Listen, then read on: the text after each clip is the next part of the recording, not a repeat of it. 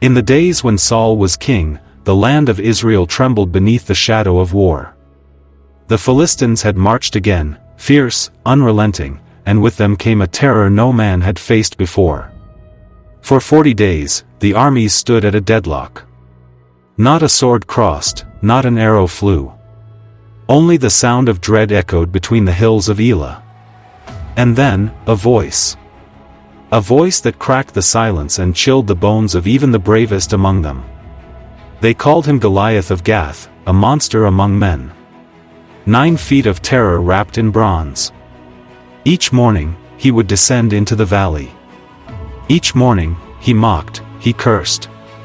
Not just the men, but their God. And Israel? They said nothing. Because fear had done what no blade could, it broke them from the inside. But God was not looking at Goliath. He was looking for a boy.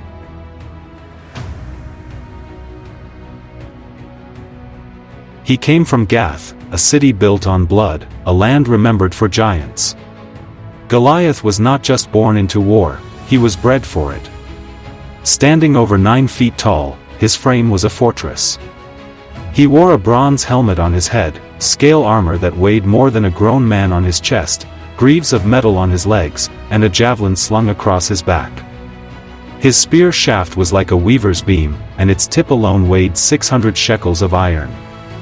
A shield bearer went before him, but it was clear, Goliath needed no one to fight his battles.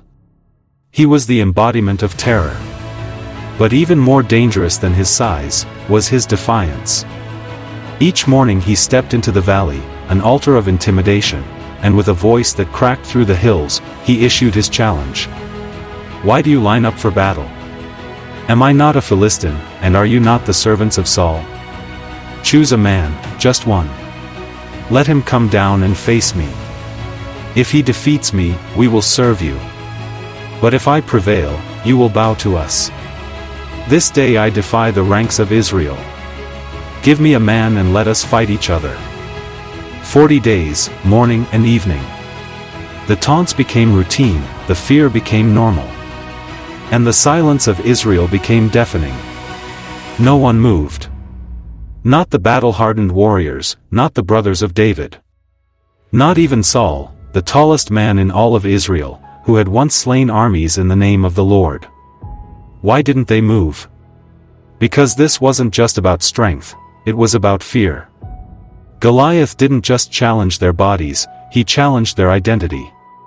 He didn't say, the people of God. He said, the servants of Saul. And Israel believed him. They forgot who they were, they forgot who their God was, and that's what giants do. They don't always destroy you with violence, they paralyze you with lies. And for 40 days, God's people stood still, not because they lacked weapons, but because they lacked the one thing Goliath feared most. Faith. He was never meant to be on the battlefield. He wasn't a soldier, he wasn't a swordsman, he wasn't even old enough to enlist. He was a shepherd, a messenger boy. Sent by his father, Jesse, to bring food to his brothers, warriors who wore the armor he never had the chance to touch. But David was different. Not in strength, not in size, but in spirit. While the army of Israel saw Goliath and trembled, David saw something else. He saw a man defying the living God. He heard the blasphemy, he saw the fear. And something holy stirred inside him. Who is this uncircumcised Philistine, he asked, that he should defy the armies of the living God?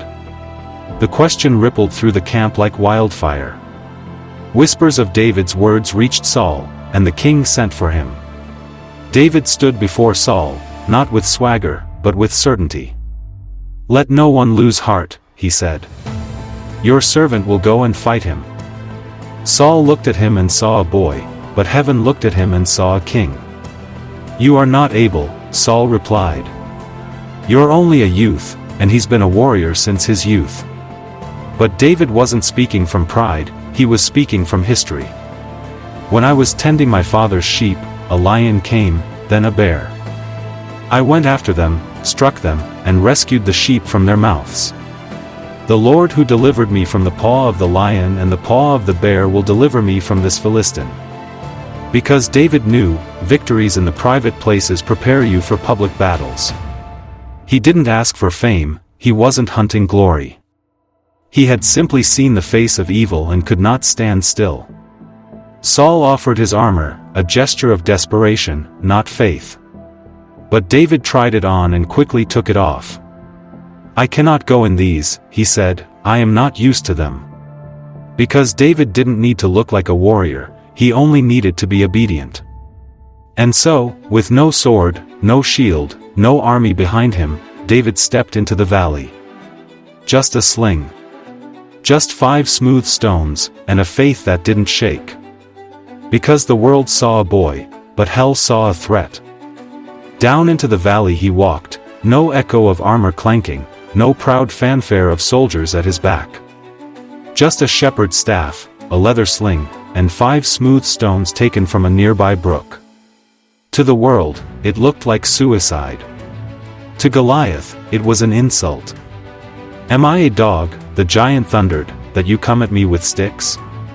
And he cursed David by his gods, roaring across the valley, "Come here, and I'll feed your flesh to the birds and the wild animals."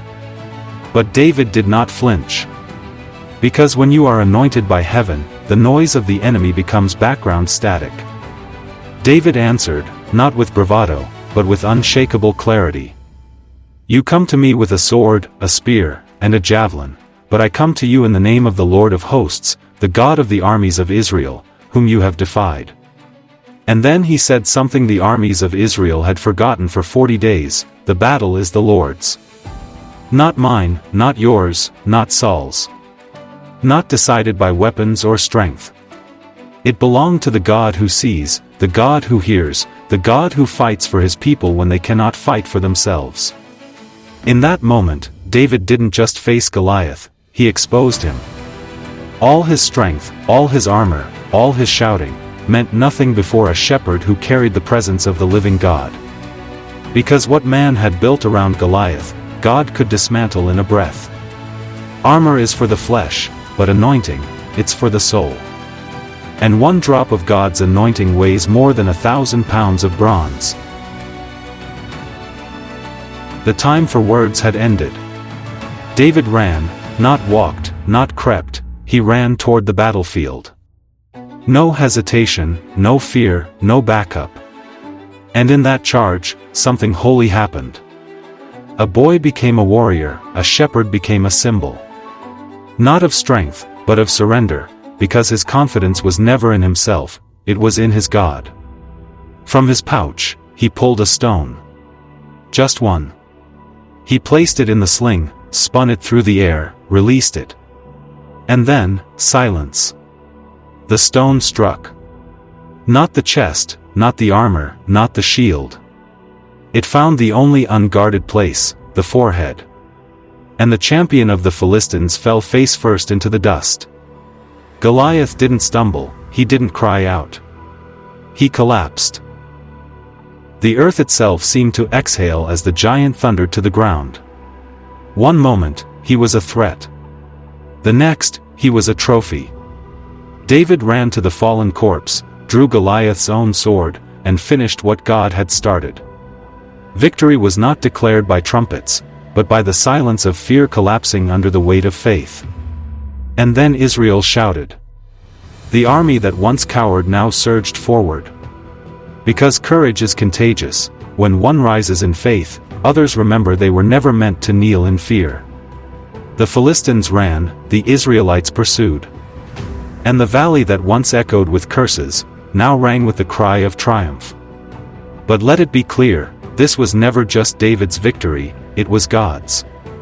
This was not the story of a boy defeating a giant, it was the story of a God who uses the weak to shame the strong. A single act of obedience had shaken a nation, and reminded them of who their deliverer truly was. The valley was still. The dust had not yet settled, but the world had changed. The body of Goliath lay where it had fallen, face down before the armies of the living God, not just defeated, but dethroned. And David, still a boy, still without a title, stood over the fallen warrior with the sword of the enemy in his hand.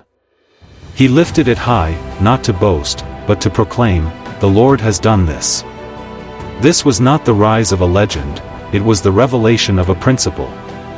When faith steps forward, fear must fall. News of the victory spread like wildfire. The name, David, began to pass from one mouth to another, not just in Israel, but among the nations. But David did not return to the sheepfold, he had stepped into the story God had been writing since the beginning. And yet, even as the crowd cheered, David knew, this was only the beginning. Because Goliath was not the last giant, and valleys of fear still waited ahead.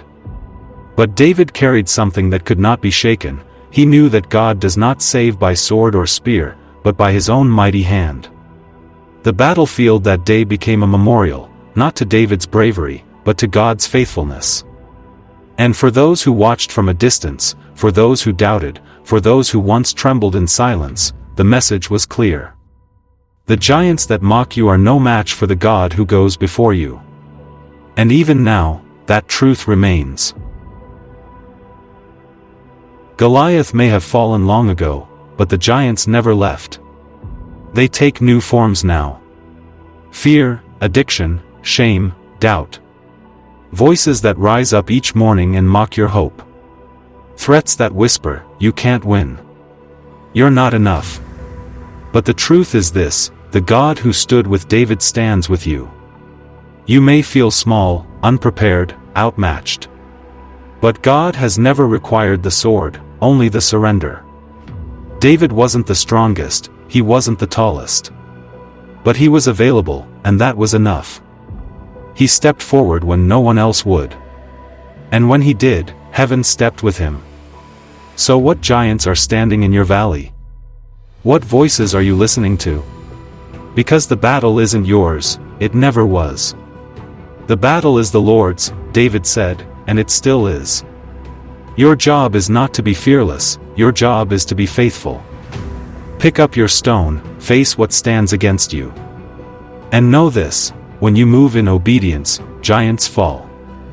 Because Goliath wasn't just a story about the past, it's a prophecy for the present. And the victory has already been won.